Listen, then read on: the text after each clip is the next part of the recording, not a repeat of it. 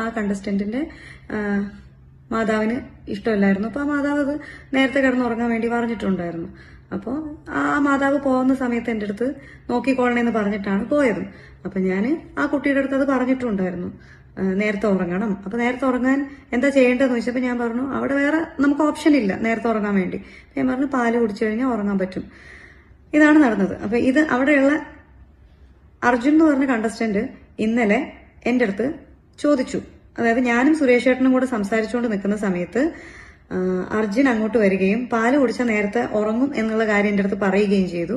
2-3 തവണ പറഞ്ഞപ്പോൾ എനിക്കത് എന്നെ കുത്തി പറയുന്നത് പോലെ തോന്നി. അപ്പൊ തന്നെ ഞാൻ അവൻ്റെ അടുത്ത് പറയുകയും ചെയ്തു, അമ്മയാണ് ലോകത്തിലെ ഏറ്റവും വലിയ പോരാളി എന്ന്. എന്നിട്ട് ഞാൻ പറഞ്ഞു കൊടുക്കുകയും ചെയ്തു, എനിക്ക് വേറെ അറിയില്ല, ഒരാൾക്ക് ഉറക്കം വരുന്നില്ല എന്ന് പറഞ്ഞു കഴിഞ്ഞാൽ എനിക്ക് അവിടെയുള്ള എന്തെങ്കിലും ഇൻഗ്രീഡിയൻസ് വെച്ചിട്ട് ഉറക്കം വരാനുള്ള കാര്യമേ പറഞ്ഞു കൊടുക്കാൻ അറിയുള്ളൂ. എനിക്ക് അതിൽ പരം ബുദ്ധിയൊന്നുമില്ല. അപ്പൊ ഞാൻ അതുകൊണ്ട് തന്നെയാണ് പാല് കുടിക്കാൻ